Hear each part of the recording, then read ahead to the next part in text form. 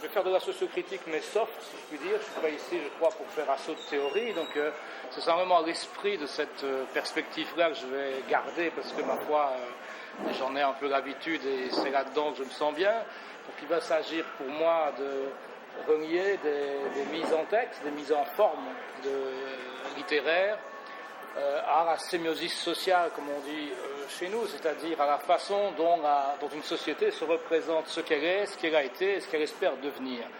Et donc il s'agit d'essayer de trouver une sorte d'ouverture entre l'analyse interne des textes et, disons, l'espace démocratique de la parole publique, en essayant de voir comment la littérature finalement participe de ce qui se dit dans un état de société, tout en gardant sa spécificité, tout en gardant son indépendance critique. Alors, je vais faire ça à partir d'une thématique qui est effectivement la représentation de Paris dans la littérature contemporaine, en remontant cependant, en étendant au moins contemporain jusqu'à la fin des années 1970, puisque le premier poète dont je parlerai est Jacques Réda, qui publie en 1977 les Ruines de Paris, qui est un recueil, je trouve, très important dans l'histoire, non seulement de la poésie sur Paris, mais dans l'histoire de la prose poétique, notamment, à la fin du XXe siècle. Et Réda va me servir de premier marchepied afin de ensuite parler de trois autres recueils, de trois autres auteurs, qui seront dans l'ordre Jacques Roubaud, Michel Houellebecq et Étienne Faure, qui ont tous trois donc travaillé aussi la représentation de la ville de Paris. Donc je commence tout de suite par Réda. Les Ruines de Paris donc sont de 1977, et lors de la publication de ce recueil chez Gallimard à l'époque, le recueil va être présenté comme le recueil d'un promeneur qui a un esprit et un cœur changeant, qui est tour à tour inquiet, curieux, colérique, furibond même parfois, souvent ahuri, mais un promeneur qui ressemble donc finalement un peu au flâneur baudelairien, c'est un peu le remake de cette figure-là, un promeneur qui se balade, dit-on, à travers les arrondissements et les banlieues de Paris, mais des arrondissements et des banlieues qui éclatent, je cite la quatrième de couverture, qui éclatent, agonisent ou résistent encore sur leurs secrets. Formulation un peu intrigante de la part d'un éditeur, mais il y a là l'idée donc d'un éclatement, d'une agonie, d'une résistance. Autrement dit, il y a une ville qui est en train de changer profondément. C'est un moment où la ville de Paris connaît une première phase de gentrification très très forte, notamment sur les bords de la Seine, avec des grands chantiers, comme le plus célèbre peut-être pour des littéraires comme vous et moi, le chantier de la Bibliothèque nationale de France, forcément, qui a tout à fait reconfiguré le bas du 13e arrondissement, c'est le moins qu'on puisse dire. Et donc il y a là beaucoup de bouleversements architecturaux et urbanistiques qui font donc qu'il y a ce constat d'un éclatement, d'une agonie, d'une série de tensions, disons, en ville. Alors sous leur sérénité et leur méticulosité, si vous avez déjà lu Réda, vous savez que c'est un auteur très, très soucieux du moindre détail formel. Sous cela, les poèmes en prose de Réda sont cependant habités, à mes yeux, par une tension créatrice qui les détache des façons convenues de raconter, de voir ou de dire la capitale française. Ce que fait Réda d'abord, c'est établir une sorte de continuité phénoménologique, carrément comme s'il s'agissait vraiment d'une expérience qui, dans les trois domaines, a finalement le même axe. Donc entre trois expériences qui sont vivre tout simplement, écrire et marcher, comme s'il y avait entre ces trois choses-là quelque chose de commun qui permet d'établir une continuité permanente entre la marche en ville, le vivre au jour le jour et l'écriture page après page. C'est donc comme si chacune des actions posées dans ces trois domaines était l'une des composantes d'un même art global. Cet art-là, chez Réda, je le définirais comme ceci. C'est l'art d'essayer de maintenir une espérance, de continuer à espérer aussi bien du côté de l'émancipation individuelle que de l'émancipation collective, continuer à espérer dans un espace urbain où le devenir en ruine, d'un seul mot on appelle ça le devenir rudéral est un adjectif qui signifie devenir ruine, où le devenir rudéral donc est de plus en plus rapide et s'étend désormais à tout et à tous. Ce qui se passe, c'est que le temps urbain, désormais, a épousé le temps de la consommation. C'est la grosse affaire de l'époque pour la France, qui est d'ailleurs un peu en retard par rapport à bien d'autres pays. C'est l'émergence et l'arrivée, avec vraiment une très grande force, l'émergence et l'arrivée de la société de consommation. L'époque d'ailleurs où Baudrillard va sortir son livre sur la question. Alors, comment cela se passe-t-il chez Reda dans sa représentation poétique de la ville? Disons que chez lui, détacher la ville des trajets et des usages de Paris qui sont imposés par cette consommation ou par le pouvoir urbain. Mais détacher cette ville de ces trajets imposés, de ces usages imposés, ça demande chez lui une mise en mouvement de soi dans le texte urbain. C'est-à-dire que si marcher, c'est écrire, c'est entre autres parce que marcher, c'est d'abord lire. Et la marche de Reda, dans ce texte, va toujours être une lecture première du texte de la ville, de tout ce que Paris peut offrir comme texte, ou même comme représentation picturale ou architecturale dans ses murs mêmes. Et lire d'abord, évidemment, donc c'est la ville-texte, mais lire, c'est aussi lire une sorte de magma au milieu duquel le poète va voyager et faire d'abord une œuvre de sélection. Remarquez bien qu'il ne s'agit jamais chez Reda, dans ses poèmes, de chercher ce détachement par rapport aux formes imposées de connaissance de la ville, en imaginant par exemple un trajet inouï, un trajet inédit. Les textes insistent plusieurs fois là-dessus pour dire non, c'est pas ça qui est en jeu.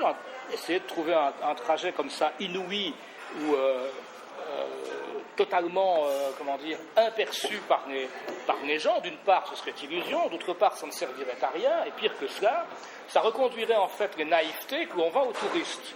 Les touristes qui sont des consommateurs de la société de consommation au niveau de l'espace. Touristes auxquels il n'y a rien de plus facile que de vendre une sorte de vague secret présenté comme authentique, mais qui n'a d'authentique que l'illusion qu'il produit. Donc, le genre de secret du type, ici a eu lieu un élément, par exemple, un moment de la vie de Victor Hugo, une anecdote sur Victor Hugo dont jamais personne n'a entendu parler. Bien là, vous avez une ruelle qui est inconnue de tout le monde, vraiment personne n'a jamais, même sur les cartes de Paris, les plus anciennes, vous ne verriez pas ça. Ou bien ce petit resto-là, personne n'y va jamais, et donc, etc., etc. Vous voyez bien le type de raisonnement. Chez Reda, au contraire, il s'agit de prendre les trajets normaux, si je puis dire, de se laisser aussi aller parfois au hasard, mais d'aller chercher la nouveauté dans l'habitude même. C'est-à-dire que c'est en regardant chaque jour différemment le même trajet qu'on fait tous les jours qu'il est possible de trouver une sorte de détachement, d'écart par rapport aux clichés et au mieux commun. Et donc l'étonnement ici va prendre naissance toujours dans l'espace le plus connu. Cela dit, je dis bien, Reda aussi, le personnage rédien, le marcheur rédien, celui qui est en texte. Quand je dis Reda, c'est par métonymie, je parle du jeu qui est dans les poèmes. Donc le sujet des poèmes va se laisser porter vers des endroits, vers des objets, au gré donc des itinéraires qu'il connaît bien, mais en acceptant donc éventuellement la nouveauté. Ce n'est pas où il va qui compte. Non, ce n'est pas le but du trajet qui compte, c'est comment il y va et avec quel esprit il y va, c'est cela qui compte. Cette disposition d'esprit chez lui implique une disponibilité sensorielle et culturelle, au mieux culturaliste. C'est-à-dire qu'il va toujours être capable de connecter ce qu'il voit, ce qu'il lit, à de la littérature, à de la peinture, à de la musique, avec une sorte de jubilation. C'est par là donc qu'il va procéder à une recréation de l'espace urbain. Si cette disponibilité poétique est le moyen, comme je viens de le dire, de créer un détachement par rapport aux formes imposées de connaissance de la ville, elle assigne aussi au poème un devoir particulier, celui de respecter ce qu'on appellerait en épistémologie une logique de la découverte, c'est-à-dire non pas une logique de la preuve. Une logique de la preuve, c'est une logique de vérification. Vous avez une hypothèse, vous allez faire en sorte de prendre les moyens pour la vérifier, et vous allez satisfaire finalement votre intention première. Donc une logique de la preuve, ce serait ceci: je prends le métro Place d'Italie, ligne 7 vers la Courneuve, au 7e arrêt, je sais que je serai à Pont-Marie, à Pont-Marie, je serai à 200 mètres de la bibliothèque historique de la ville de Paris où je vais travailler, j'y vais, je vérifie, la bibliothèque est toujours là, et donc voilà, je suis rassuré, j'ai mon itinéraire. La logique de la découverte, c'est autre chose. Il ne faut pas avoir, a priori, donc, d'intention absolue, il ne faut pas avoir de présupposés et d'hypothèses de ce qu'on va trouver, même si on aborde un chemin qu'on connaît déjà. Alors, ce que va chercher donc Reda dans ses chemins habituels, je l'ai déjà dit une fois, je le redis un peu autrement, je disais il y a quelques minutes, c'est une façon de s'étonner au milieu de l'habitude, de trouver l'inattendu dans l'habitude, mais c'est aussi une façon d'essayer d'être attentif à ce qui peut susciter l'événement. Je dirais, moi, que les ruines de Reda sont en fait une série effectivement de choses qui sont en train de disparaître, mais qui sont à chaque fois sauvées par un minuscule événement que, justement, le regard attentif qu'il porte sur la ville lui permet de reconnaître. Alors, je vous invite à lire le premier extrait d'un des textes. Les textes de Reda sont assez longs, et celui-là, ce texte que j'ai choisi, qui s'intitule « On ne sait quoi d'introuvable », est à mon avis l'un des plus grands textes de ce recueil. Il fait 3-4 pages. Je n'ai donc mis ici que, sur la première page, c'est la colonne de gauche, je n'ai mis que le début du texte et sa fin. Dimanche matin, comme tant d'autres qui sont peintres, je deviens le poète du dimanche, seul jour où l'on puisse travailler tranquille sur le motif. Le motif, en fait, c'est la ville elle-même, et c'est ce qu'il a rapporté comme expérience de la ville la veille. Car le samedi, on est happé, ahuri par les foules, accumulant des provisions pour l'éternel lendemain. Toutes sortes de belles et bonnes choses indispensables dont liste suit.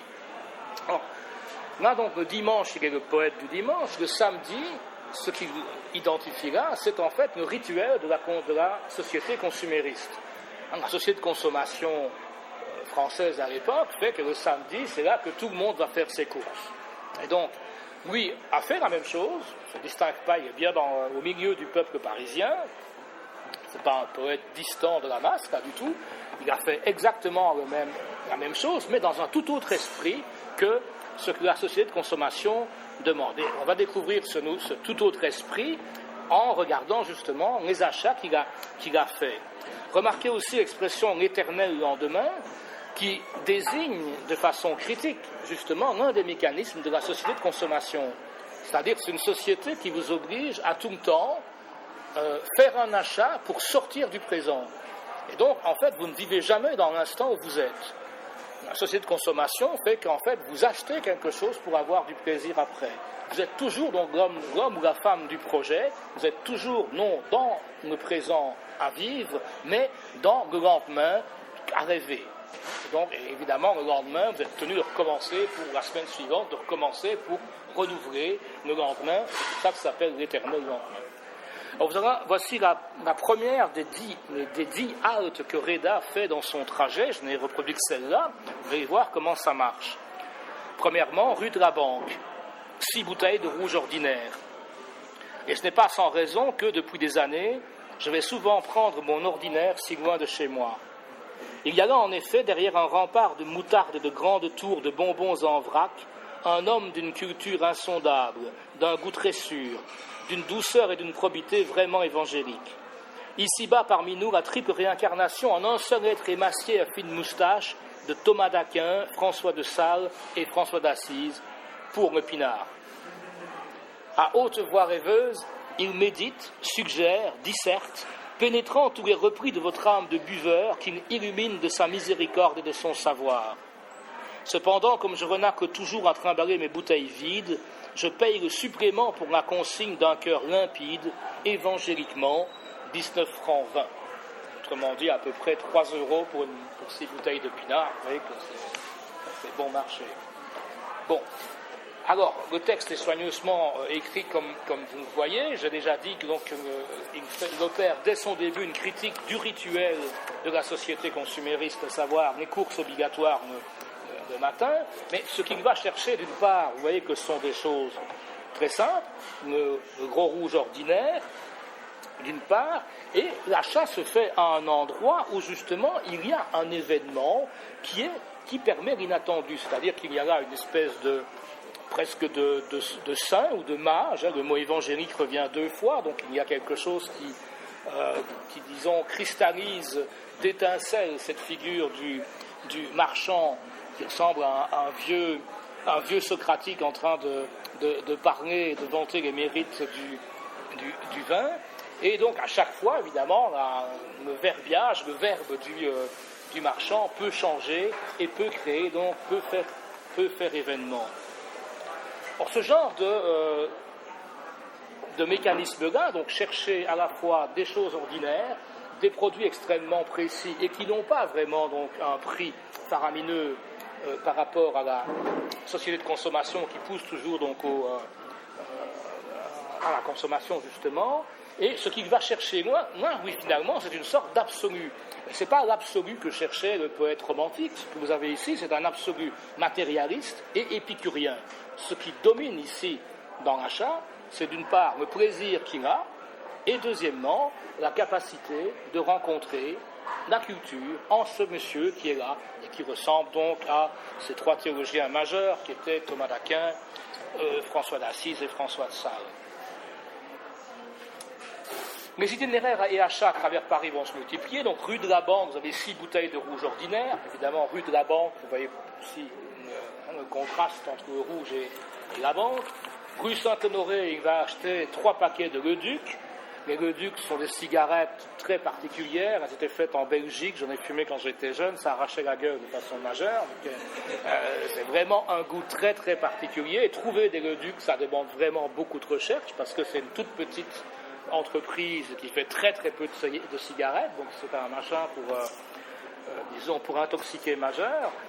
Ensuite, quai Voltaire, il va aller chercher 3 crayons d'une sorte particulière, rue du Bac, 3 cahiers écoliers, boulevard Raspail, encore un exemplaire, c'est-à-dire une librairie où il va acheter des recueils de poésie qu'il a déjà, le but étant non pas de les lire ni de les revendre, mais de les donner à des amis. C'est pour ça qu'il en achète plusieurs. Quand les amis viennent, il fait un peu l'innocent et il me dit « Ah ben tiens, j'en ai 2 ou j'en ai 3, tiens, en voilà un. » Donc il y a cette volonté comme ça de diffuser la poésie par des moyens personnels. Rue de Grenelle, il va acheter à la fois de la poésie et des fromages choisis. Rue du Vieux-Colombier, un tambour de chasseur à pied pour faire de la musique, mais c'est totalement inutile, un tambour de chasseur à pied, pas ce que vous allez faire avec ça en plein Paris. Rue de Rennes, un disque de Bud Powell, toujours le jazz chez Reda, et sa poésie d'ailleurs essaye d'imiter le rythme du jazz très souvent, avec des improvisations à certains moments. Rue Saint-Placide, une partition pour flûte d'un musicien obscur du XVIIe siècle, et rue de Sèvres, il y va parce qu'il a besoin de mettre quelques gouttes d'essence dans son espèce de petite Vespa, son Solex, je crois comme on disait à l'époque, qui est un petit vélomoteur. Donc qu'est-ce qu'il recherche là-dedans? Quels sont les objets recherchés? L'art, de la poésie, de la musique, des choses pour pratiquer l'écriture, des cahiers, des crayons, et enfin, tout ce qui est suffisant pour survivre et pour le plaisir de vivre, du vin, du fromage et du tabac. C'est à ça que se limite la chose, et c'est donc une attitude extrêmement épicurienne à mes yeux. L'autre extrait à la fin du texte est, lui, vraiment très intéressant aussi. Il donne d'ailleurs une image synthétique de l'espace et du temps à la fin qui est intéressante. Donc, je lis ça. De l'autre côté du boulevard que je traverse, donc il est avec son petit vélomoteur, voici une large avenue avec des petites rampes de gros pavés. Elle m'appelle si tendrement dans son virage en pente, j'y vais. Remarquez bien ici que nous sommes bien dans une écriture sur la ville. La ville, ce n'est pas un décor chez Reda. C'est une ville qui est actante, qui est agissante. Donc c'est l'avenue qui appelle si tendrement dans son virage en pente. J'y vais. J'aperçois d'abord un monsieur avec 2 petites filles qui cherchent on ne sait quoi d'introuvable dans l'herbe sans secret des bas-côtés. Puis 3-4 voitures que je croise me font connaître à furieux jet de phare que je circule en sens interdit. L'image vaut évidemment à la fois pour sa poésie, il est en sens contraire ou en sens interdit par rapport à la loi dominante. Donc, il circule en sens interdit, c'est là qu'il va rencontrer, disons, la violence aussi du désordre, la violence de la façon de vivre coutumière. Roulez, je leur crie d'anathème, roulez, empuantissez l'air et bloquez les périphériques. Vous n'empêcherez pas le vent qui sent déjà la neige et le poil de goût de souffler, ni la lune à moitié déjà sourde, mais très lucide, de courir au-devant de cette orgie de vengeance céleste sur Meudon et Saint-Cloud. Encore quelques mètres, je m'arrête, j'entre à travers des planches dans un chantier. On est bien dans le Paris des années 70, toute la ville est transformée en chantier à peu de choses près. Énorme excavation avec une mer morte d'émeraude et de violettes et une monstrueuse montagne de gravats par-dessus. Au sommet, je m'y enfonce jusqu'à la cuisse. Si tout croulait, quand et dans quel état me retrouverait-on parmi l'amas de plâtre et de poutres ? J'ai peur, je n'ose pas trop bouger. Enfin, je dégage doucement ma jambe, je tâtonne tout autour, solide, et je perçois vers le bas le ferraillement rassurant d'un train. La ligne de Versailles, salut braves gens, salut à grands coups de ma casquette, mais personne ne répond. Chacun retourne dans sa banlieue, encombré et comme moi hébété de paquets. Sommes-nous donc tous à ce point semblables en solitude, tant de grossière frénésie, si peu d'amour, rien que ce renfrognement qui présage la misère du dimanche au fond de nos cœurs, peu à peu le silence, la charitable obscurité, tel un barbare déçu, je demeure accroupi sur mon tertre, adossé aux ruines de Paris. Alors, très beau texte, je trouve. Il entre donc dans ce chantier. Alors, ce qu'il y a d'intéressant ici, entre autres, à mes yeux, en tout cas ce sur quoi je vais insister, c'est la figure du barbare déçu. Le barbare déçu, le barbare, rappelez-vous, à l'origine, dans l'Antiquité, c'est l'étranger. C'est celui que les Grecs ne veulent pas, celui que les chrétiens aussi ne veulent pas parmi eux.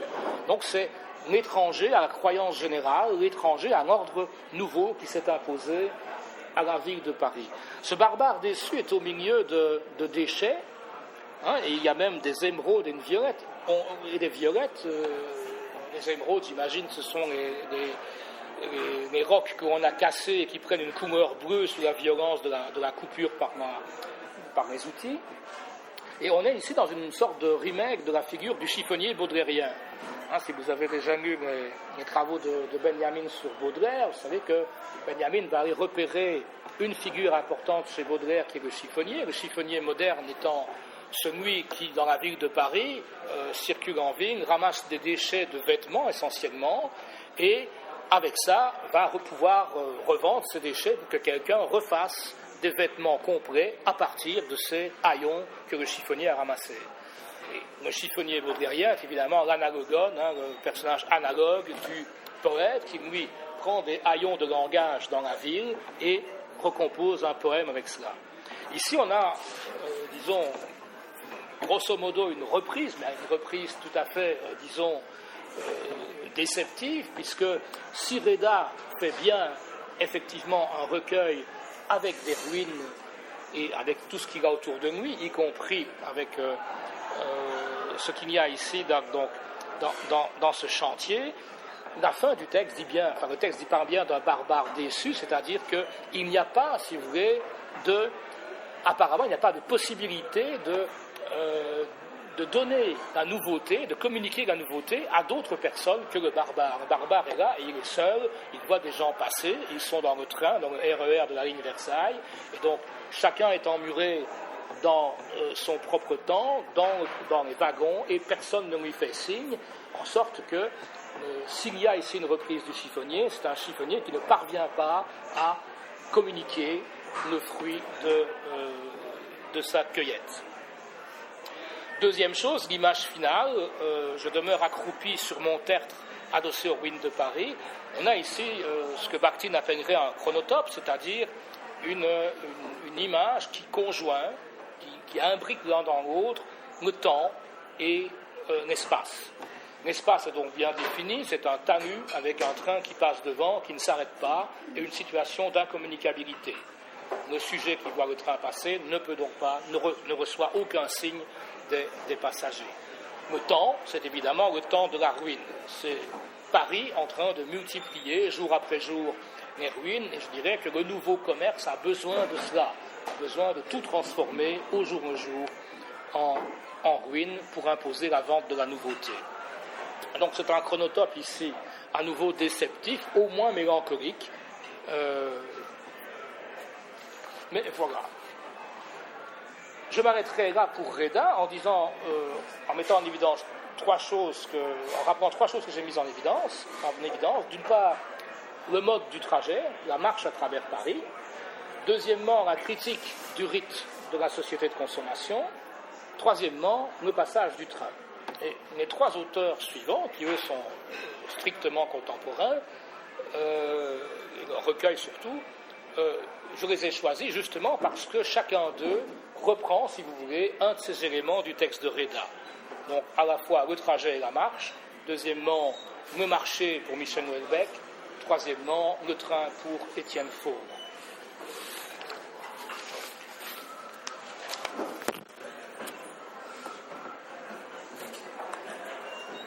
Donc Jacques Roubaud, et là je vais vous parler de son dernier recueil qui s'appelle Ode à la ligne 29 des autobus parisiens, assez peu fréquent comme titre de recueil de poésie, mais bien entendu, on est très loin des châtiments, des contemplations, c'est pas vraiment ça. Et là, vous avez là un recueil où je veux dire que Roubaud se montre fidèle à sa manière, c'est la manière de l'auteur de La vieillesse d'Alexandre, livre qu'il a consacré au devenir de l'Alexandrin en régime de contemporanéité. Fidèle à sa manière, mais adapté tout de même, sa manière, il s'est adapté à l'urbanité de celui qu'il appelle lui-même un bussonaute. Bussonaute fait sur internaute ou sur cosmonaute, le bussonaute étant donc celui qui prend bus en permanence, c'est-à-dire le sujet le sujet lyrique, si je voulais, pour le dire en allemand. Alors, même si donc il est fidèle à sa manière, la poétique de l'Ode à la ligne 29 des autobus parisiens va convertir les contraintes de la marche, et c'est en cela que vraiment, là, il y a une différence par rapport à Reda. Ici, le poème va transformer les contraintes de l'itinéraire en contraintes d'écriture. Et tout Roubaud va être là. Vous allez revoir ici son érudition de grand rhétoriqueur, sa précision d'artisan, sa tendresse, il n'arrête pas d'avoir de la tendresse pour l'art d'écrire des vers, comme il dit, sa passion immodérée pour les chiffres, déjà le titre, Autobus 29, c'est pas n'importe lequel, et aussi son côté oulipo, son oulipisme d'enfant joueur, qui s'impose des règles, c'est la loi de l'oulipo, bien sûr, des contraintes afin de gagner une sorte de liberté d'écriture par la contrainte, mais entendons bien que, et vous allez voir par extrait que je vais vous montrer, chez Roubaud, la contrainte est toujours posée, respectée parfois, mais régulièrement, il éprouve l'impérieux besoin de la contredire et d'en changer, et de vous le dire en plus. C'est automatique. Alors sa poésie ici va assumer le divorce entre la banalité de son objet, un voyage en bus, et en plus un voyage quotidien qu'il fait depuis longtemps, un voyage en bus avec sa ligne de bus, et d'autre part l'élévation lyrique que le genre de l'ode suppose et possède par tradition. Et l'ode à la ligne 29 est bel et bien une ode. Elle comporte donc 6 chants de 6 strophes asymétriques, hormis le dernier chant qui n'en a que 5. Pourquoi ? Parce que c'est ainsi. Vous êtes chez Roubaud, il fait ce qu'il veut. Donc il impose la règle, il la contredit très vite. Les vers sont des alexandrins, mais entendons-nous bien, des alexandrins typographiquement classiques, donc classiques à l'œil. Ça veut dire ça, par exemple, que la césure va être marquée par 5 espaces marqués à l'ordinateur. Et donc vous aurez un blanc au milieu des vers. Si, pour arriver à faire cette césure, il faut couper un mot en deux, ce n'est pas un problème, on va couper un mot en deux. Là, vous avez une part d'invention et de jeu. Les diérèses, c'est ce qui se passe quand on dissocie une diphtongue, quand on dissocie 2 sons qui dans la langue sont d'habitude unis. Les diérèses, ou à l'inverse les synérèses, celles où on amasse 2 sons ensemble, elles vont être là, soulignées, signalées, de même que les élisions orales de muets, par exemple, à la fin. Si le travail sur le poème et le langage est évidemment de nature orale en partie, il est aussi visuel. Par exemple, les rimes vont être des rimes visuelles, comme les aimait Rimbaud. Mais Rimbaud essayait souvent d'avoir à la fois une rime visuelle et orale. Ici, Roubaud va prendre carrément des rimes visuelles, ça ne le dérangera pas, même s'il faut parfois pour cela apporter des retouches à la langue.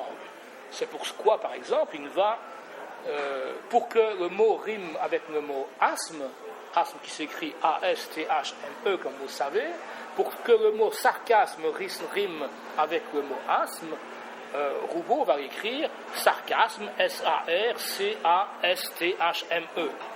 Idem pour people, magazine people va rimer avec périple, à condition d'écrire people, P-I-P-L-E.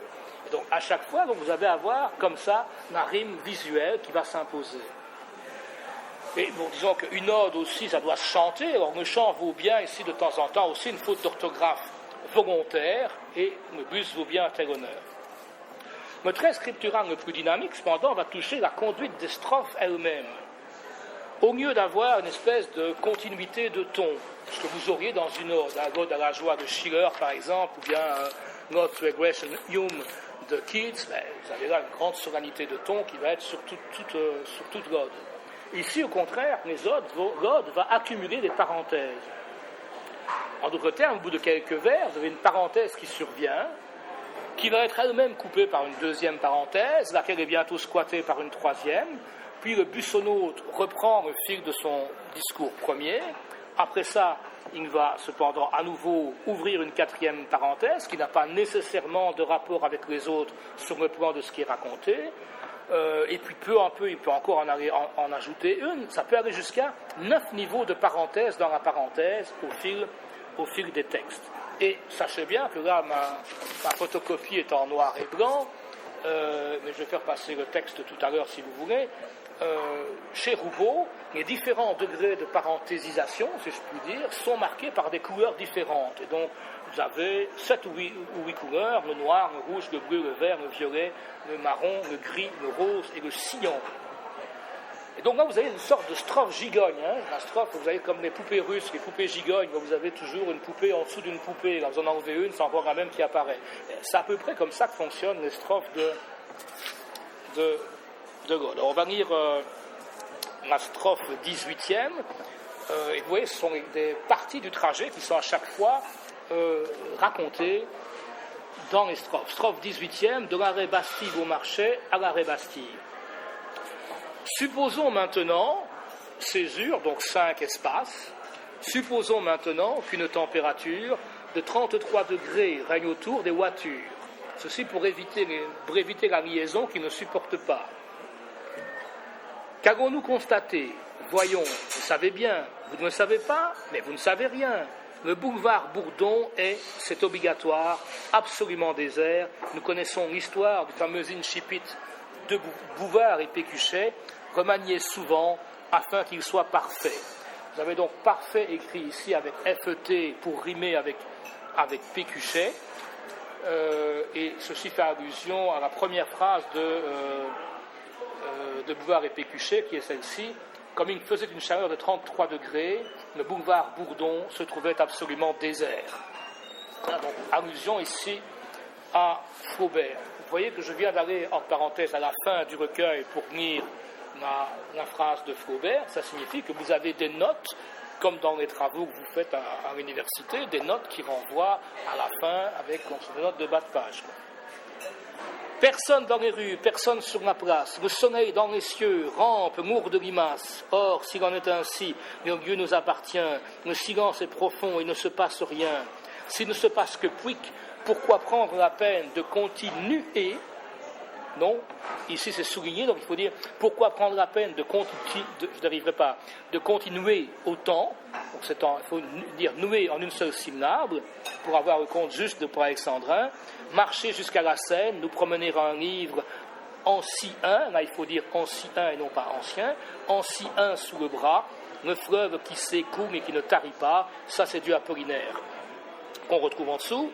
Suivons jusqu'au pont mis Rabot itinéraire que nous recommanda Guillaume Apollinaire.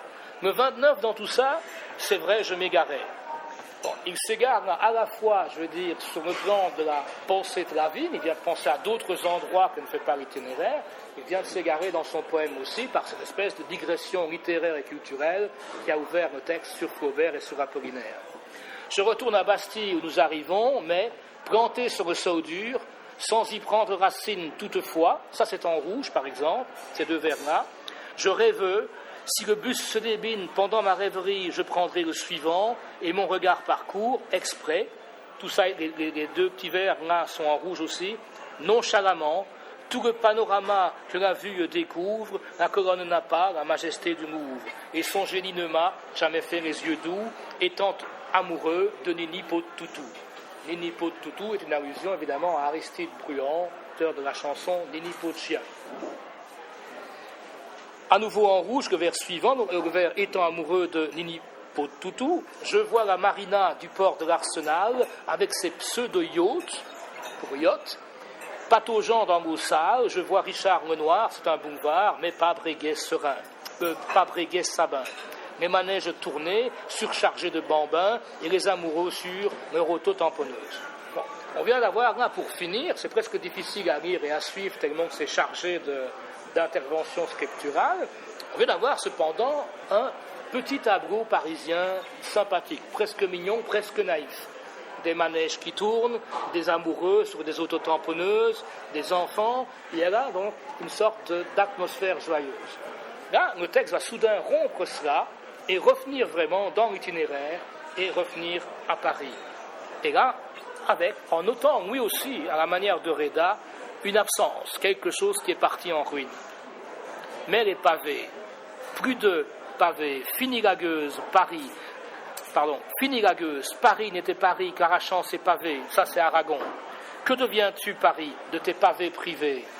Un peu déboussolé par cette évocation du passé révolu des révolutions, j'ai du mal à chanter le présent ordinaire, les badauds, l'opéra, le ciel, ses congénères.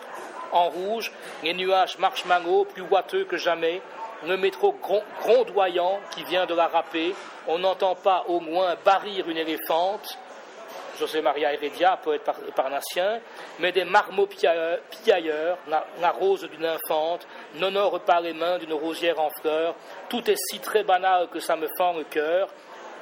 Sauveur maintenant Pagnol, ainsi disait Rému dans la partie de cartes célèbre de Marius, et là en bleu, et là vous allez voir le texte qui revient sur lui-même, on ne fait pas plus tarte que cette fin de strophe aux pénibles effets, c'est assez du chant 3, il doit finir, c'est fait. Et donc la fin termine en queue de poisson, si je puis dire, mais néanmoins le texte vous a donné d'une part une lecture culturaliste de Paris, avec Flaubert, Aristide Bruand, Apollinaire cité au début. Vous avez ensuite cette image, ce tableau naïf, sympathique des manèges qui tournent, et puis le regret et aussi une espèce de déception par rapport au fait que nous n'avons plus affaire là au Paris des révolutions. Un Paris qui a été la ville révolutionnaire à une époque, la ville insurrectionnelle par excellence, ici n'a plus de pavé, le signe étant que la révolution est partie. Vous voyez comment ça marche, je vous dis, c'est pratiquement un effort de lecture ardu pour lire ça, surtout à voix haute. Je vais passer peut-être le recueil, comme ça vous verrez un peu l'étendue du désastre. Et je veux dire cependant que, enfin en tout cas pour moi c'est comme ça, que chez nombre d'écrivains, je dirais même chez la plupart des écrivains, s'il y avait autant, je vais dire, de technicité dans l'écriture, je dirais que moi je me sentirais, disons, très invité à partir, quoi. Je n'ai pas vraiment envie de me transformer en vérificateur d'écrou systématiquement, mais il y a cependant quelque chose chez Roubaud qui fait que je suis un lecteur de Roubaud, même si ce n'est pas mon poète de chevet, mais s'il publie quelque chose, je vais aller voir car ça m'intéresse. Alors pourquoi ? Je veux dire, la première chose, c'est que la virtuosité du texte est ici, chez lui, en permanence, irriguée par une abondance d'humeur. Si vous lisez le recueil au complet, vous allez voir, ça va de la joie d'approcher d'une station près de laquelle se vendent d'excellents sorbets. Et donc là, il va descendre du bus, aller se précipiter chez le gars qui vend des glaces, il va manger la glace, il va attendre le bus suivant, il va repartir. Donc là, vous avez un usage du bus qui est un usage libre, ce n'est pas un usage non plus utilitariste simplement. À d'autres moments, vous allez voir tout à fait heureux parce qu'à tel endroit, d'habitude à cette heure-là, peut monter une voyageuse qu'il trouve, disons, très séduisante et donc il attend, il espère que cette voyageuse va intervenir. À d'autres moments, vous êtes dans des sorties érudites, mais alors là, très sophistiquées sur le passé parisien et le passé de la littérature. Donc, si vous êtes de temps en temps érudit, c'est sophistiqué, mais en même temps, ça peste, ça grogne, ça râle, ça désire, ça vit. Il y en a une série d'humeurs, je veux dire, qui est d'autant plus remarquable qu'elle sert à montrer que la ville, en fait, si on y regarde bien, ça change tout le temps. Même si vous êtes dans le même trajet, à moins que vous ne soyez pris de torpeur, le trajet est toujours changeant et il n'y a rien de plus... c'était déjà le poème le vers de Baudelaire, le cœur d'une ville, la ville change plus vite que le cœur d'un mortel. Donc la ville est hyper changeante ici. Et chez Roubaud, c'est accepté comme quelque chose de vital et de bien. Deuxième chose aussi, quand vous lisez Roubaud, et notamment des textes pareils, c'est qu'il y a cette auto-réflexivité amusée d'elle-même, ce retour du texte sur lui-même qui n'est jamais un retour prétentieux. C'est un retour du genre, là, comme je vous ai lu, on ne fait pas plus tard que cette fin de strophe aux pénibles effets. Donc c'est là une sorte de retour amusé sur son art. Et c'est avec ça aussi qu'il convoque d'ailleurs très librement et de façon très décontractée des dizaines et des dizaines d'écrivains, se désignant lui-même comme le Roubaud, comme si c'était un animal d'une nouvelle sorte, le Roubaud, qui est un animal qui finalement hante la ville et qui va y chercher de la nouveauté. La troisième chose est la plus importante, la troisième raison pour laquelle je trouve qu'il y a là justement autre chose que de la virtuosité, c'est que les choix même poétiques de Roubaud collent en fait, à mes yeux, remarquablement à l'expérience du voyage en bus. Le jeu, par exemple, qui fait de la rime une sorte de chose auditive et visuelle, traduit, à mon avis, vraiment très bien le constant passage de la vue à l'ouïe qui nous prend quand nous sommes dans un bus. Nous sommes comme ça en tant que voyageurs de bus, toujours en train à la fois de regarder et d'entendre, mais avec une attention qui peut se déporter d'un sens vers l'autre en permanence, et de temps en temps ça coïncide, mais pas tout le temps, au contraire. La loi générale est justement cette oscillation du sens d'une ouïe au sens de la vue. Et donc la rime elle-même ici traduit, je crois, cette itération sensitive. Deuxièmement, il y a le mixte rythmique qui est créé par les alexandrins, qui, lui, est un rythme très curieux avec ces césures qui sont surimposées. En plus, il y a les rimes aussi qui jouent un rôle rythmique non négligeable. Ce que vous avez là, c'est à la fois la continuité de l'alexandrin, et certains peuvent se lire parfois vraiment de façon continue, même s'il y a l'espace, et à d'autres moments, vous êtes vraiment obligé d'arrêter, parce qu'il y a un hiatus, parce que vraiment la coupure est trop sidérante, parce que vous êtes au milieu d'un mot, et vous ne savez pas comment continuer la même chose. Vous avez donc un mélange ici de continuité et de discontinuité de la parole, qui aussi correspond assez bien, je crois, au voyage du bus. Et enfin, la poupée gigogne des parenthèses, là, des apartés, des digressions aussi. Je crois que ça épouse remarquablement bien aussi, ça rend très bien la rêverie mémorielle qui prend n'importe quel busonaute qui se laisse aller au moteur. Ici, tenez, j'ai fait un pastiche d'une phrase de Jean-Jacques Rousseau, pastiche qui donne ceci: le rond et le ronron du moteur, son bruit continu mais renflé par intervalles frappant sans relâche son oreille et ses sens, supplée alors au mouvement interne que la pensée éteint en lui, le busonaute, et suffisent à lui faire sentir avec plaisir son existence, ainsi que la présence de Paris, sans prendre la peine d'y penser.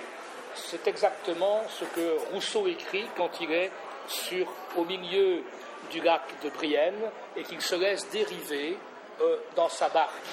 Il a une sorte de mouvement comme ça où soudain la pensée s'évanouit et il se laisse aller à la rêverie. Et je crois que c'est ce qui nous arrive très souvent en bus. Nous sommes en dehors en fait de notre situation vraiment physique et nous nous laissons aller à des rêveries diverses. Certains ont des ressentiments s'ils sont malheureux, mais il ne faut pas se laisser aller aux ressentiments, vous savez, toujours combattre le ressentiment par la joie. Voilà pour Roubaud. Michel Houellebecq, à présent, oui, par rapport à l'ode de Roubaud, je vais dire que sa poésie se caractérise plutôt par sa prédilection pour les vers de Mirliton, des alexandrins de Mirliton, ou des octomètres de Mirliton, par des rimes volontairement nunuches, par une énonciation que je qualifierais d'obromovienne. Obromov, souvenez-vous, est ce personnage du roman d'Ivan Goncharov, qui est un personnage qui ne fait rien, qui est incapable de faire quoi que ce soit, qui est vraiment dans une inactivité militante. La poésie de Houellebecq a aussi souvent un ton génial. Sur le plan de l'érotisme, c'est la débandade permanente, et je choisis mes mots. Et je veux dire que tout cela finit par donner des strophes comme celle-ci. Je me réveille à Montparnasse, tout près d'un soudain naturiste. Le monde entier reprend sa place. Je me sens bizarrement triste. Là, j'aurais envie de dire, qu'est-ce que je fous là à lire ce texte insignifiant? A priori, c'est l'effet que ça crée au premier regard. Et pourtant, je le jure, d'une part, je dirais que c'est assez difficile de faire des vers comme ça n'a l'air de rien, mais on est tellement habitué à sublimer en poésie que si vous mettez à écrire des vers, vous allez essayer d'écrire, c'est mon cas, je suis un très mauvais poète, ça m'arrive d'essayer d'écrire de la poésie, je suis nul, mais une des raisons pour lesquelles je suis nul, c'est que si je me mets à écrire de la poésie, je vais avoir la tentation du sublime. Et donc il n'y a rien de tel que pour faire de la mauvaise poésie. Et donc par contre, arriver à cette espèce d'assèchement et d'aseptisation même de la prose et en faire néanmoins de la poésie, il faut vraiment un certain travail. Et deuxièmement, je dirais qu'il y a une portée critique, en tout cas dans cette poésie, et c'est ce que je vais essayer de vous montrer à travers deux textes, où là, donc, c'est le deuxième thème qui était déjà chez Reda, mais transformé évidemment, revu à l'aune de la situation contemporaine, le thème du marché. Et dans la poésie de Houellebecq, ce qui règne là, c'est un marché qui est, qui ne débouche sûrement plus, comme chez Reda, sur la possibilité d'aller acheter autrement. Tout est saturé par la même façon d'organiser le social. Lisons le premier texte. Je traverse la ville dont je n'attends plus rien, au milieu d'êtres humains toujours renouvelés. Je le connais par cœur, ce métro aérien. Il s'écoule des jours sans que je puisse parler. Oh, ces après-midi, revenant du chômage, repensant au foyer, méditation morose. On a beau ne pas vivre, on prend quand même de l'âge, et rien ne change à rien, ni l'été, ni les choses. Au bout de quelques mois, on passe enfin de droit, et l'automne revient, lent comme une gangrène. L'argent devient la seule idée, la seule loi. On est vraiment tout seul, et on traîne, et on traîne. Les autres continuent leur danse existentielle. Vous êtes protégés par un mur transparent. L'hiver est revenu. Leur vie semble réelle. Peut-être quelque part, l'avenir vous attend. Alors là, le premier vers est en soi déjà intéressant. Je traverse la ville dont je n'attends plus rien. C'est un énoncé anti-romantique et même anti-moderne par excellence. L'incipit type, en effet, le début de texte typique du romantique par rapport à la ville, le début du texte typique du moderne par rapport à la ville, c'est, je parle du XIXe siècle, c'est un jeune homme arrive en ville.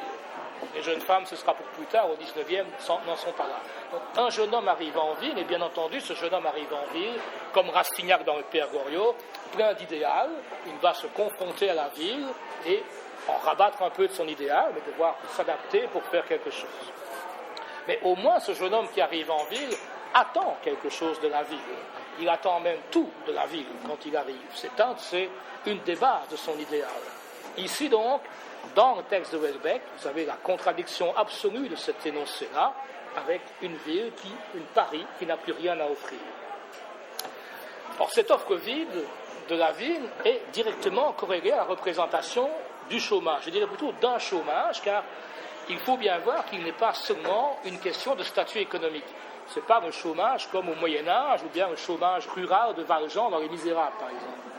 Ici, le texte va vous dire que ce chômage est lié au métro, qui est connu par cœur, à l'incommunication, on ne peut plus parler, à l'organisation du temps, l'organisation de la journée, au trajet effectué en ville, revenant du chômage, à l'occupation des jours et au mouvement inutile, on traîne, au corps qui va mal et à la solitude dans la foule au milieu d'êtres humains toujours renouvelés. En clair, entre le chômage et Paris, vous avez ici une bijection, une implication réciproque. La ville est le lieu du chômage, le chômage a trouvé une ville, Paris. Le mur transparent qui le sépare des autres est aussi quelque chose de remarquable pour indiquer la fracture, car même si la ville séparée, à l'intérieur de la ville, il y a d'autres qui, eux, sont dans une danse existentielle et donc qui ont, disons, une activité, un bonheur, qui ont une façon de pouvoir vivre. Le mur transparent qui le sépare est donc l'indice ici d'une fausse continuité sociale. Il n'y a apparemment pas de différence entre le chômeur et ceux qui dansent, mais en fait, il y a une incompatibilité, il y a bien un mur transparent, une fenêtre, quelque chose qui empêche en fait cette mixité sociale. Remarquez bien aussi que parlant du trajet, quand il dit revenant du chômage, repensant au foyer, méditation morose, c'est un autre lieu commun de la poésie romantique et moderne qui est ici contredit avec force. Ce lieu commun est un lieu commun qu'avait bien identifié Hans-Robert Jauss dans un texte assez ancien. Jauss avait été chercher ça dans la poésie du milieu du XIXe siècle. Et ce lieu commun, c'est le retour au foyer. Il y avait un tas de poèmes comme ça qui rêvent d'un retour au foyer. Et ici, repensant au foyer, méditation morose, le chômeur n'a plus de lieu d'habitation en ville. La nature elle-même et la relation de la ville avec la nature est désormais présentée comme maladive, ce qu'indique le mot gangrène. Quant au langage, il a lui-même, je veux dire, rendu les armes. Le chômeur est tenu ici de parler dans le langage même de l'économie, c'est-à-dire qu'il cite lui-même le langage qui le désigne et qui le condamne à avoir encore moins que ce qu'il a. C'est le premier vers de la troisième strophe. Au bout de quelques mois, on passe enfin de droit. Vous avez là l'expression toute connue, l'expression bien connue, un chômeur en fin de droit, donc c'est un chômeur qui n'a plus droit donc, aux allocations de chômage. Et remarquez bien que dans ce cas-là, le texte passe au on, donc le passage au fin de droit suppose la suppression carrément du sujet et son remplacement par le on anonyme, le pronom indéfini. Alors tout ça donne évidemment un texte profondément triste, accablé même, où perce un malheur très fort, mais ce qui est d'étonnant et d'intéressant, c'est que si j'ai bien dit qu'il y avait ici toute une série de ruptures avec des énoncés romantiques ou modernes, néanmoins, le vers choisi est le vers romantique par excellence, à savoir alexandrin, et sont des alexandrins rimés, et pire que ça, ce poème est une des formes poétiques remises à l'honneur par le romantisme et que Baudelaire a utilisé dans Les Fleurs du Mal. Ce texte-là, c'est un pantoum, c'est-à-dire 4 quatrains avec des rimes croisées. Les deux premiers vers donnent une situation générale et les deux vers suivants en donnent l'explication. C'est comme ça que fonctionne ce texte-là. Vous avez là donc une forme culturelle qui est maintenue, une forme littéraire noble qui est maintenue en arrière-fond du malheur. Alors, de deux choses une, où vous êtes un peu optimiste sur l'équivocité du texte, et il nous laisse là sur cette note équivoque, ce qui est bien normal pour la littérature, ou bien vous êtes vraiment atteint et vous êtes dans le pessimisme absolu, et vous dites, bon, cela signifie qu'il n'y a plus de romantisme possible aujourd'hui, si ce n'est un romantisme du malheur accablé et aseptisé, le malheur pour tous, en capsule, si vous voulez, ou bien vous êtes un peu plus pessimiste et vous dites il y a encore au moins une forme littéraire qui est capable d'exprimer le malheur et au moins cette forme instaure un ordre, donc tout n'est peut-être pas perdu. C'est, je crois, écartelé entre les deux. Deuxième texte, le texte Hypermarché novembre.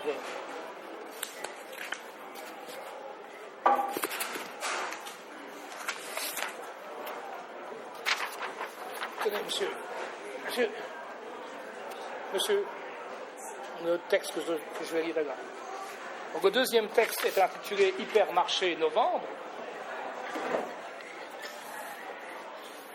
Et est un texte aussi équivoque et très ambigu. C'est là que vous voyez qu'il y a un travail très fort, finalement, en fond de texte chez Houellebecq. D'abord, j'ai trébuché dans un congélateur. Je me suis mis à pleurer et j'avais un peu peur. Quelqu'un a grommelé que je cassais l'ambiance. Pour avoir l'air normal, j'ai repris mon avance. Des banlieusards sapés et au regard brutal se croisaient lentement près des eaux minérales. Une rumeur de cirque et de demi-débauche montait des rayonnages. ma démarche était gauche. Je me suis écroulé au rayon des fromages. Il y avait 2 vieilles dames qui portaient des sardines. La première se retourne et dit à sa voisine « C'est bien triste quand même, un garçon de cet âge. » Et puis j'ai vu des pieds circonspects et très larges. Il y avait un vendeur qui prenait des mesures. Beaucoup semblaient surpris par mes nouvelles chaussures. Pour la dernière fois, j'étais un peu en marge. Bon. L'hypermarché en France, c'est une nouveauté à la fin du XXe siècle. Donc ici, l'hypermarché est directement associé à novembre, qui n'est pas le mois le plus rempli d'espoir de l'année, comme vous le savez. C'est le mois des morts en plus. Donc il y a là, dès le début, des connotations, disons, sombres qui vont avec le mot hypermarché. Et ce lieu qui normalement est un lieu de la fête consumériste, ce qu'indiquent d'ailleurs des mots du texte, les banlieusards sont sapés comme pour une fête, il y a une rumeur de cirque, donc il y a un spectacle, il y a une demi-débauche, tout va bien, on est dans une sorte de fête, mais c'est une fête noire, bien entendu, que le texte va décrire.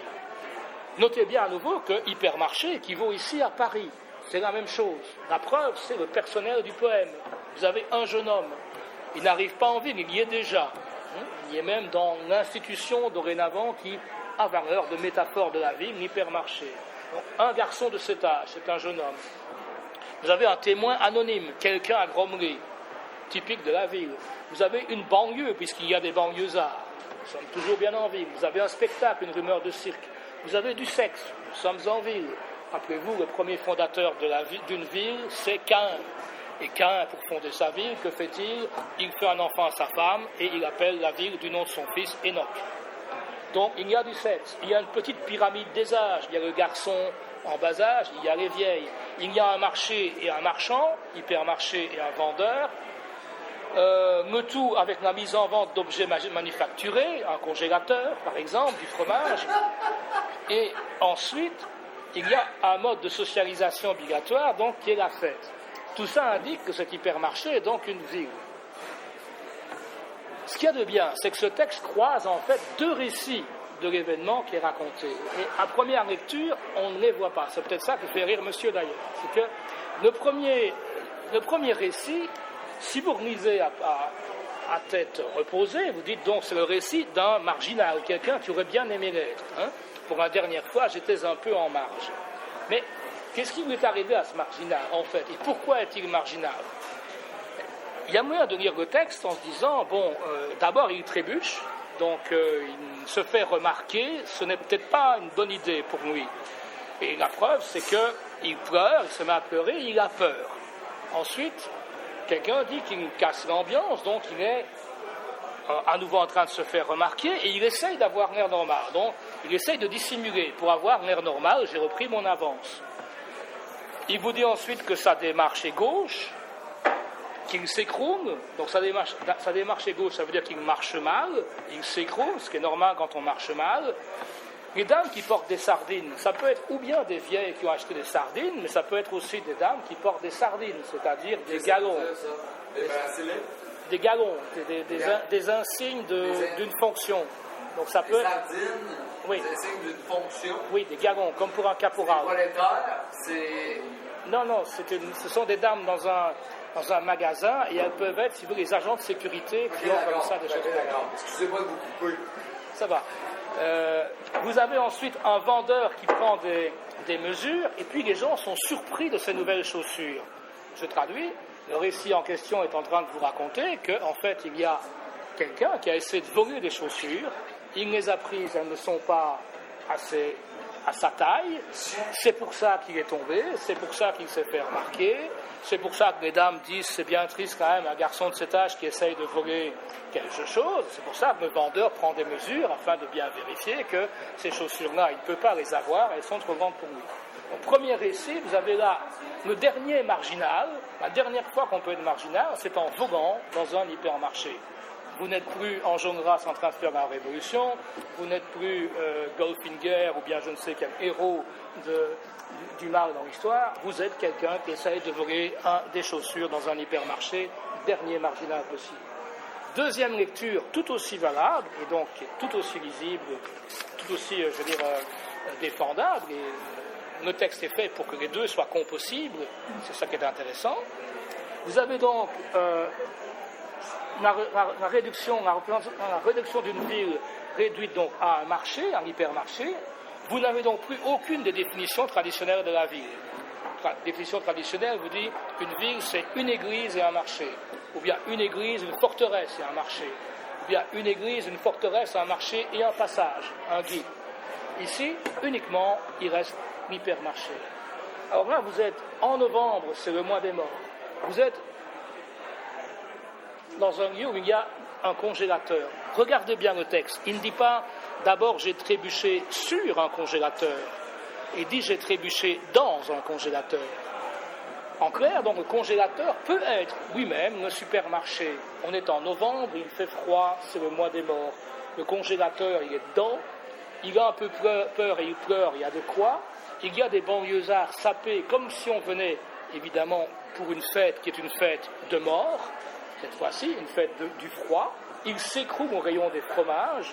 Les vieilles dames disent « C'est bien triste un garçon de cet âge, comme s'il était mort. » Le vendeur prend ses mesures, comme un croque-mort prend les mesures pour faire un cercueil. Et le dernier vers vous dit « Pour la dernière fois, j'étais un peu en marge. » Autrement dit, ce qu'on vous raconte là, c'est le passage de quelqu'un qui était vivant à quelqu'un qui vient de mourir et qui est donc en fait dans la nouvelle morgue des temps contemporains. Donc la civilisation contemporaine est une morgue du froid. Donc là, la critique de la société consumériste contemporaine est, disons, elle est passée souvent de l'hypermarché, non plus du simple marché, l'hypermarché étant là le signe du capitalisme grandiose, oligopolistique, dirait-on, donc qui comprend tous les pôles, toutes les formes de vente et qui est réuni au même endroit. Je peux encore parler du dernier texte, ça va? Oui. Ça fait 40 minutes au moins, je parle déjà. Ok.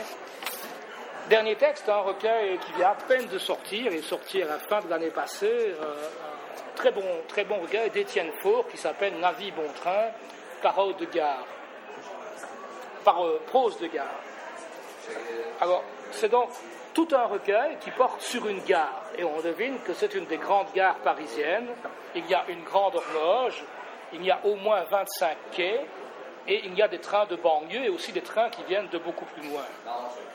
C'est une gare qui va être observée de l'intérieur et observée par un observateur attentif, tant au train qu'à la vie de la gare, tant à l'espace qu'à la multitude des temps, tant à la matière et aux usages sociaux, qu'aux passagers eux-mêmes, surtout même aux passagers, dirais-je. Étienne Faure pratique ici une sorte d'anthropologie qualitative, si vous voulez. Il regarde vraiment chaque sorte de passager, essayant d'aller rechercher la qualité même du passager et de lui inventer pratiquement une sorte d'histoire. Alors, ce qui est remarquable pour moi, c'est que j'ai les oreilles bassinées depuis un certain temps par cette idée que la gare est un non-lieu. Ça vient, je crois, de Marc Auger. Je pense qu'Auger, sa pensée est plus complexe que ça, mais j'entends souvent des gens dire ça. Donc, c'est un non-lieu, c'est un lieu où on ne fait que passer, on n'habite pas, c'est un lieu sans histoire, qui n'a pas de sens, etc. Pour moi, une gare, ça a déjà un sens dans la mesure où c'est une gare. C'est-à-dire que ça renvoie à un lieu qui a beaucoup de sens et qui est aussi marqué dans l'histoire de l'humanité. Enfin, la gare, c'est très proche de nous comme invention, et puis toutes les gares du monde ont quelque chose en commun, je veux dire, ne plus que l'arrivée des trains et le redépart. Donc il y a là quelque chose, je veux dire, qui me semble faux quand on dit que c'est un non-lieu, et puis dans les gares, je pense qu'on rencontre beaucoup de gens, et forcément qu'il y a de la vie tout le temps. Et ici, chez Faure, ma foi, là, lui met le paquet là-dessus, la gare devient ici quelque chose de lisible, au moins sur les 4 grandes dimensions d'expérience humaine. Donc, c'est lisible sur le plan du rapport à la nature, le rapport de l'être humain à la nature. Donc la gare ici est une métonymie de l'existence. Le passage en gare, c'est la métonymie de la vie qui passe. C'est lisible sur le plan du social, sur le plan de l'anthropos. C'est-à-dire, dans ce cas-là, la gare devient une synecdoque de la vie sociale. En gare, vous avez une mixité sociale que vous n'avez pratiquement nulle part ailleurs dans la vie aujourd'hui. Mais cependant, vous avez encore des hiérarchies sociales maintenues. Il y a des wagons de première classe, de deuxième classe, il n'y en a plus de troisième, mais il y en a de troisième au 19e. La gare aussi, c'est quelque chose qui a un langage, donc c'est le rapport de l'être humain au langage. Toute gare a son langage, avec non seulement le langage de la gouvernance, des usages imposés par la gare, les horaires, une annonce qui est un peu partout pareille, mais les noms même des lieux changent. Vous avez aussi le langage coloré du lieu et le plurilinguisme interne et externe qui règne du fait qu'il y a des passagers de toutes les sortes. Enfin, la gare a aussi un rapport avec la dimension érotique de la vie humaine, dans la mesure où elle est par excellence un lieu de retrouvailles, un lieu d'accueil, un lieu de rendez-vous, avec même la charge érotique qui déborde sur les alentours des gares. Rappelez-vous, Jacques Brel, tout près de la gare du Nord, j'ai vu les fleurs du mal. Effectivement, ça c'est à Bruxelles, à la gare du Nord, à côté de la gare du Nord, il y a les prostituées sont là, mais à peu près toutes les gares du Nord, du monde sont entourées, je crois, d'un milieu interlope et souvent donc de prostitution. Alors entrons en gare, si je puis dire, et lisons le premier texte que je vous ai photocopié. Légèrement apprêtés au sortir des voitures, les passagers descendus sur le quai vont apparaître sous leur meilleur jour, l'aura du voyageur. C'est bien ce que je vous disais, aller chercher la qualité de chaque passager, aller chercher l'aura, presque au sens de Walter Benjamin, une espèce d'image, de personnalité symbolique qui émane, si vous voulez, du voyageur. La provenance des trains se devine à l'allure des transfuges. Pour les grandes lignes, les héros entrent en gare comme réchappés de longs périls. Le port altier, superbe, revenu de tout, et bardé de chapeaux, capes et manteaux épais. Sortirait-il du transsibérien, il n'aurait pas plus mal allure. Ces voyageurs attendus ont droit aux embrassades, quand les petits trajets, pour petits voyageurs, n'ont droit à rien, pas une ovation, aucun signe. Ceux-là arrivent dans l'anonymat des fréquences journalières. Qui va leur demander s'ils ont fait bon voyage? Ce petit tour de 3/4 d'heure, 30 minutes. Et leur dire que les effusions déchirantes à l'entrée d'une ligne de banlieue font toujours mauvais genre. Franchement, comme si le risque de perdre était plus établi pour un grand départ, l'éloignement devenant le critère en deçà duquel, courte ligne, l'émotion est un peu suspecte ou alors déplacée. Et donc là, la hiérarchie des gens se fait non pas par le statut social, mais par la longueur du trajet qu'ils ont parcouru. À ceux qui viennent donc, qui débarquent de loin, on accorde une valeur héroïque. En tout cas, le spectacle ressemble à un accueil du héros. Ils ont droit aux embrassades. Les petits trajets n'ont pas droit à cela. Et donc, c'est bien ici une lecture de chaque passager qui va avoir lieu au fur et à mesure que vous avancez dans le recueil de Faure. Deuxième texte, la clarté d'une telle pâleur que tous les voyageurs ont l'air blafards, à cet instant au bord d'en finir avec tout. Là, nous sommes en hiver. Le recueil de Faure est divisé en 4 saisons, hiver, et on voit donc ici les gens en hiver. À cet instant au bord d'en finir avec tout, cette fille, ce salaud, cette chienne de vie. Le principal texte sur la police et la sûreté des voies ferrées date du 22 mars 1942, augurait mal déjà de la suite. Mais cela ne s'arrange guère. La gare est remplie d'ordres, injonctions, mises en garde, commandements sans cesse réitérés.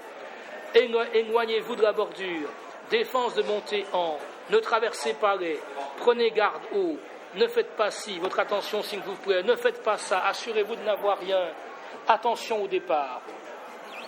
Et pourtant, c'était prévisible, cette espèce de cadre réglementaire ne contiendra jamais tous les actes qui débordent sans arrêt les limites assignées par les ordres, jamais.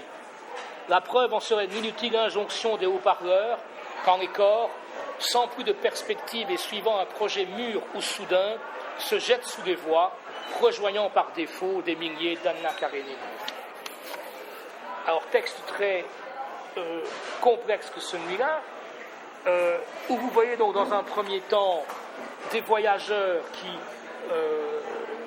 sont au bord du suicide, pratiquement, et puis le passage par une séquence extrêmement dysphorique où c'est le langage même de la gouvernance ferroviaire, si je puis dire, qui est en jeu. Et ce langage est fait uniquement d'impératifs et d'interdictions. Ce n'est qu'à la fin que le texte va opposer à cette gouvernance une possibilité donc de débordement, indiquant que les gens ne vont pas se laisser avoir par ce discours de la gouvernance.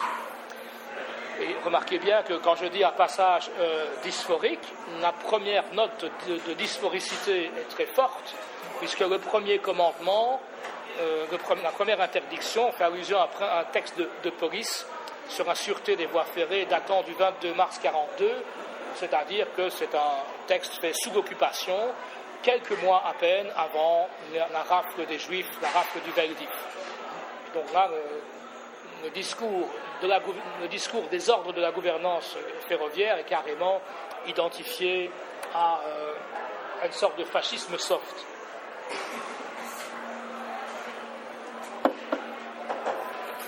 Alors, dans les deux textes, que se passe-t-il?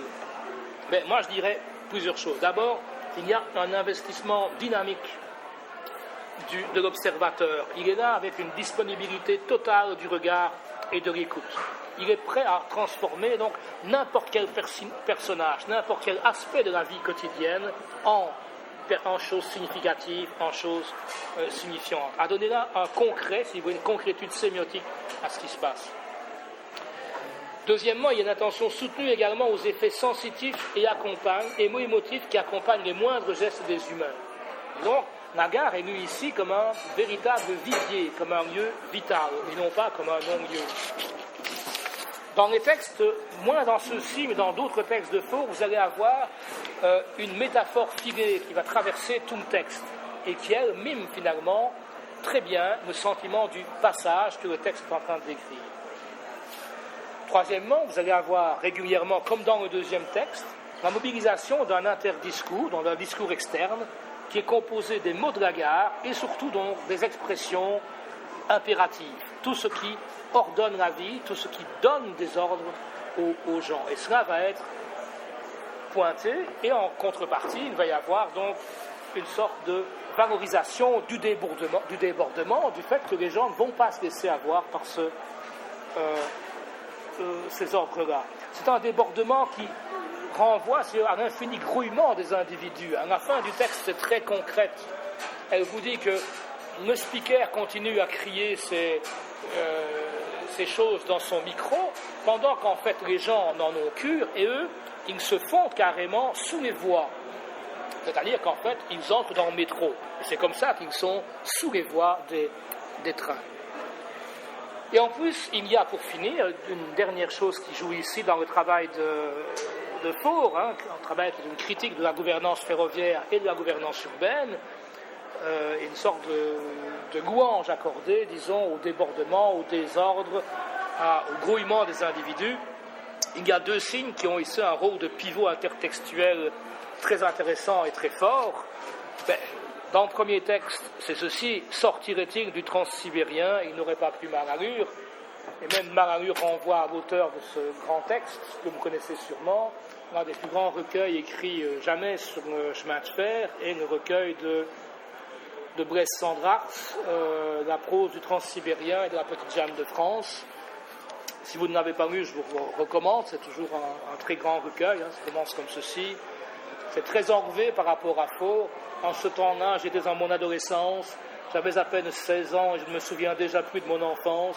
J'étais à 16 000 lieues du lieu de ma naissance, j'étais à Moscou, dans la ville des 1003 clochers de cette gare, etc., etc., etc. Donc, signe, allusion au transsibérien de Sandrart, et le deuxième signe intertextuel comme ça, qui fait une connexion, c'est Anna Karénine à la fin, qui, comme vous le savez, dans le roman de Tolstoï, finit par se suicider en se jetant sous les rails, je dis bien, d'un train, sur les voies. Et donc là, le travail de critique par rapport à la gouvernance urbaine, qui pour moi donc est ici incarnée dans la gouvernance ferroviaire, se fait entre autres par ce raccord, cette projection de la disponibilité de l'observateur envers les gens et les lieux, projection sur une mémoire culturelle de longue durée. Pour conclure rapidement, donc par rapport à Paris, capitale de la modernité, capitale des ambitions, des révolutions, de tous les possibles, par rapport à Paris, grande ville, par rapport à sa province, grande ville européenne, grande ville mondiale, pourquoi pas, par rapport à Paris, ville patrimoniale, ville historique, ville devenue musée aujourd'hui pour touristes, c'est à peu près ça qui est la dominante, par rapport à la Paris ville du romantisme, par rapport à Paris écono-nunuche du genre Paris-Plage une fois par année, c'est-à-dire que vous avez ici une poésie qui contredit toutes ces représentations-là et qui pose au contraire un diagnostic très très fort sur la vigne et qui dès Reda dit voilà, il y a quelque chose qui se passe, la vigne est devenue marché. Alors, chez Reda, vous aviez une critique du rituel de la société consumériste, mais il était encore possible chez Reda, pour lui, d'avoir une action à l'intérieur même du monde marchand. Il avait acheté, mais acheté d'une autre façon et d'autres objets que ceux que produisait la société ou qu'imposait la société de consommation. Dans les trois textes d'aujourd'hui, Roubaud, Houellebecq et Faure, il y a toujours une portée critique très très forte. Chez Roubaud, la critique de la gouvernance urbaine, de son sérieux, de sa raison commerciale est bien là, mais l'action, cette fois-ci, est plutôt du côté d'une réinvention ludique, tout orientée vers le plaisir individuel, vers le plaisir épicurien, réinvention qui se fait par un langage qu'il faut détourner, squatter et transformer par le jeu. Chez Houellebecq, la critique se fait très forte aussi, tant du monde du chômage que de l'hypermarché, mais le passage à l'action ici semble pratiquement impossible, semble de plus en plus difficile, sinon je dis impossible, à moins de considérer, ce qui serait légitime aussi, que le texte lui-même ici essaye de pousser à sa limite un sentiment de dysphorie pour créer une réaction chez le lecteur. Si vous voulez, pousser à la limite le sentiment d'accablement ressenti par pas mal de gens aujourd'hui. Chez Faure, la critique est beaucoup plus, je vais dire, là, positive, optimiste. Il y a une critique frontale, très directe, de la gouvernance et de ses dictates. Ce qui est ici réclamé, c'est vraiment de regarder l'attitude, si vous voulez, novatrice chez Faure consiste à regarder ce qui n'a jamais été regardé comme ça, d'une autre manière. Regarder une gare en prêtant soudain attention à la variété des gens, à la variété des comportements, à la variété des langages, à tout cela, en respectant, en allant vers une sorte d'acceptation du désordre. Et dans les trois cas, c'était déjà le cas chez Reda, mais dans les trois cas, il y a la réclamation d'une artialisation du regard urbain, d'une culturalisation du regard urbain. Artialisation avec art, donc regarder la ville telle qu'elle est, en se servant de l'art, en se servant de la littérature, qui retrouve donc ici une fonction de déchiffrement. Je n'ai plus rien d'autre à vous dire.